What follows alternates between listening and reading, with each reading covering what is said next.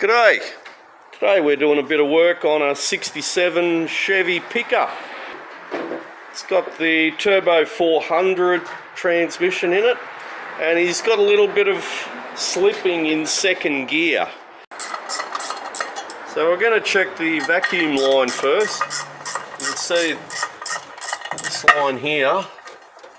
It goes down to the modulator, you can just see it there, the vacuum modulator. We've got to find out where they've tapped that in. Sometimes if it's on a little tree where you've got two vacuums coming off one fitting, you get like a parasitic draw of the vacuum. So you've got to have a dedicated vacuum to that modulator down there. So we're just going to see where that's connected. It looks like it's this hose here. Well, there's a vacuum hose going into the carby there on that little port, but it looks like it's a little bit loose on it. Especially when this warms up, the rubber sort of softens a bit, and it just sort of looks like it's a little bit loose. Might be able to put a little clamp on there or something like that. But ideally you'd want to measure how much vacuum you're getting at the modulator, and that way you can trace it back to see where it's leaking, whether it's on the hose or it's worn through somewhere or something like that. It can also leak at the modulator. The little diaphragm inside the modulator wears out or gets a tear in it.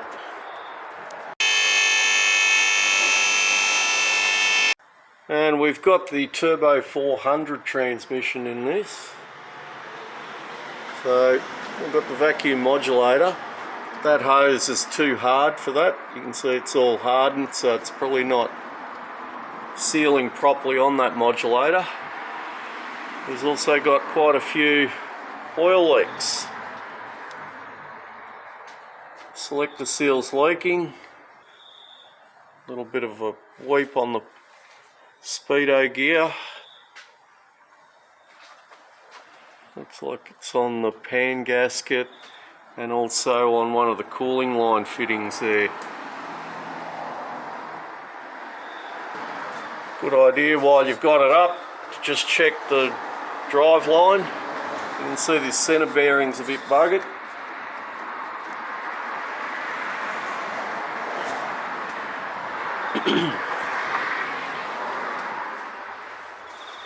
Diff pinion seal's leaking.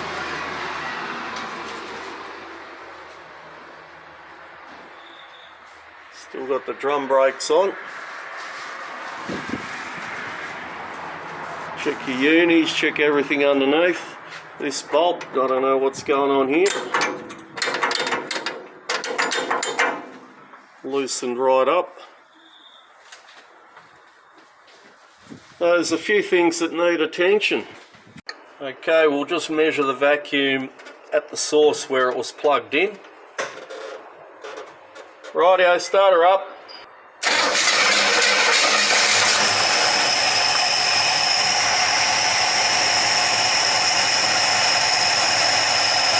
Just rev it a bit. We've got no vacuum. Yep. Turn it off. So you can see there's nothing registering there. Just start it up again. Yep.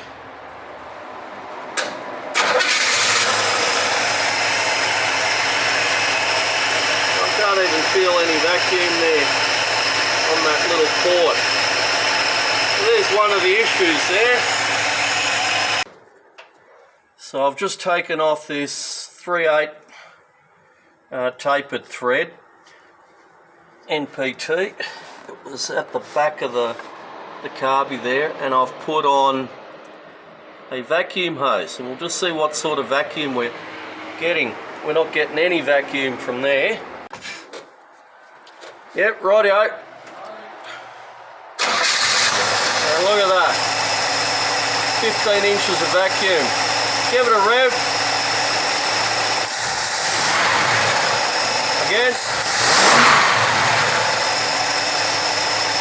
That's probably even 16, 17 inches. Yep, turn it off.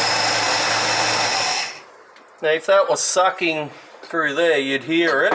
So we're back from a road test again. Definitely an improvement. It's got more pull now than it did have, but he might have fried the clutches in the transmission because he's been driving it like that. I'm not sure. I've got to ask him if he's done any carby work or if that's a new carby or whatever, but definitely there was no vacuum connected up to the transmission vacuum modulator. So as a reference point, we'll just take this vacuum line off here and just see how much vacuum it actually is getting at the modulator.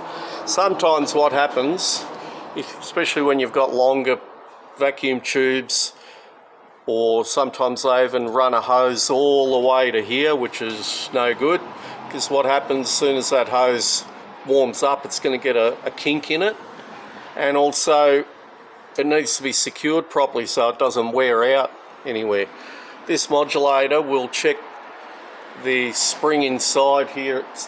Sometimes in there's a little thread with a little screw, and you can go in or out if you want to make it shift a little bit later. You screw it in. If you want it to shift sooner, you take it out, soften the spring or harden the spring. But bear in mind, if you go too far, you'll bottom out the valve, so the modulator valve can't actually shuttle, and you'll be stuck in first gear. Now I've just put the vacuum gauge directly into there.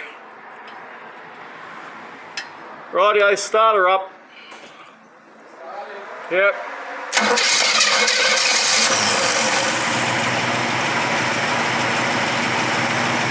We're getting about the same vacuum. Turn it off. The only issue is that this little short bit of hose here is not very rubbery. It's like hard as a rock, and you can see, look at that. You can just slide it off and on. It's already come off. So that is definitely a wrong hose for this sort of thing. Now we'll just check out the modulator, whether it's leaking or softened.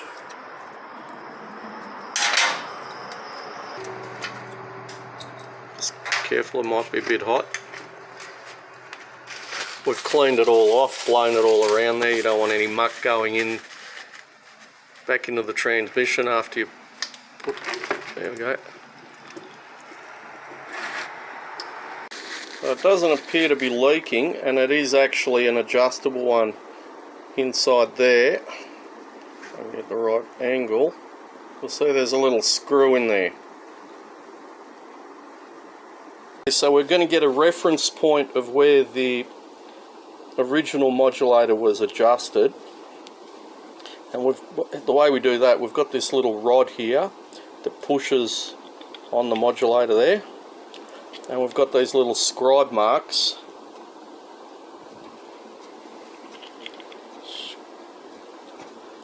that will indicate to us. We've got the old one on the left, new one on the right. This one hasn't been adjusted, it's come out of the factory like that. And we basically just push it together, and you can see I've tightened this modulator up a lot, probably to compensate for it not having any vacuum. They're trying to make it shift a bit better by tightening the spring up, but it had no vacuum going to the modulator. So you can see the right one is considerably softer than that one, but we've got a reference point now. At this point, I'm not going to even put a new one in. I'm going to adjust this one. We've put our vacuum on there, and it's not leaking or anything like that, so it might still be alright. Now I'm going to go out try and get it, see how many turns in they've gone. So I'm going to count how many turns I've gone out and then compare it again. So we've got half, 1, 1.5, 2 turns.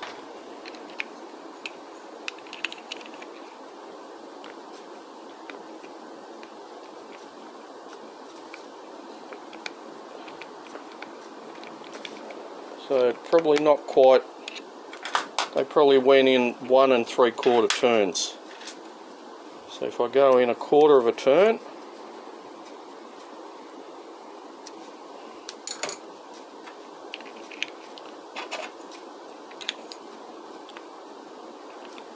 and that's pretty close. So that's adjusted at the factory setting. So we'll just try that, see how it goes, and also change that bottom vacuum hose. And now we've got the modulator set at factory settings.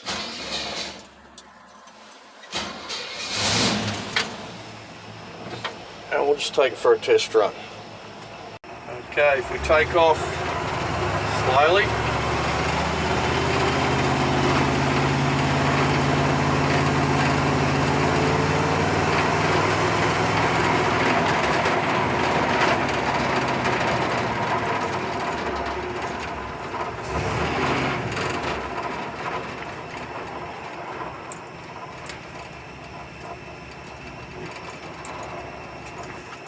Alright, we'll take off medium.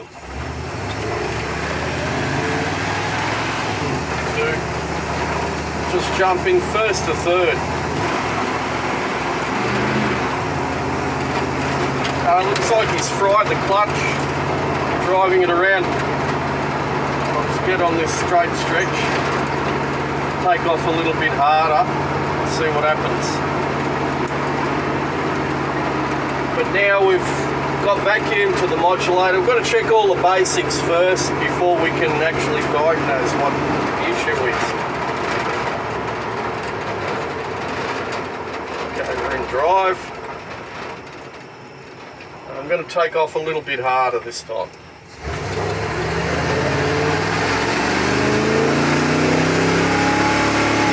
Second, and straight to third.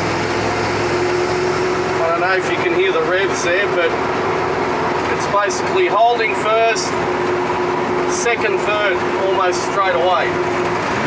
And you can confirm that by just downshifting it manually with the T-bar or whatever you want to call this, the knob bar.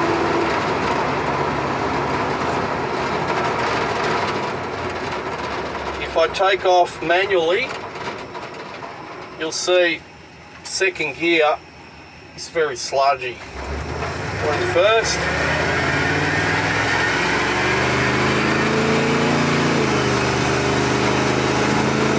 Second. And there's a little bit of slipping even. And third.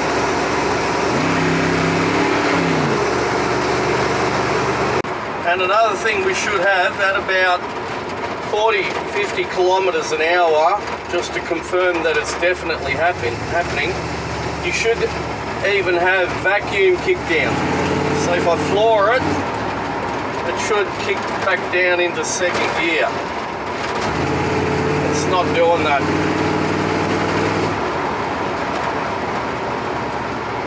So there's still an issue with that ratio, the adjustment on the modulator, the vacuum on the motor, and he's possibly fried that clutch pack.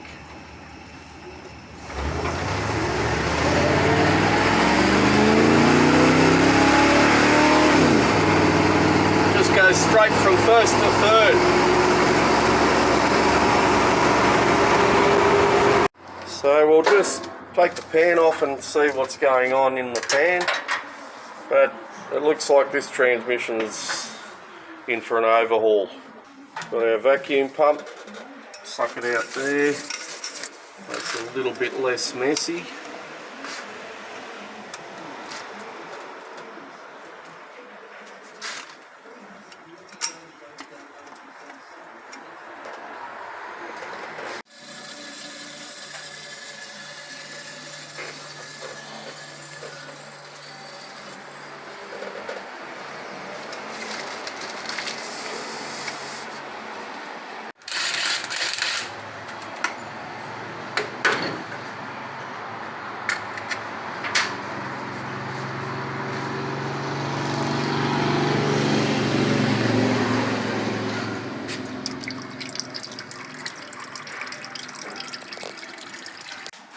And it looks like it's got to come out. Quite a collection of big chunks. Something's completely gone in there. And another thing, what you can check on these, especially when they put these chrome filler tubes and dipsticks on, is the oil level height. Sometimes they're incorrect.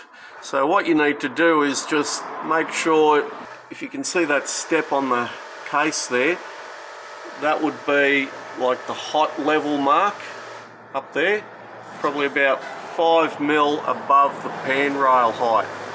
You want to just make sure that those scribe marks on the dipstick are matching that.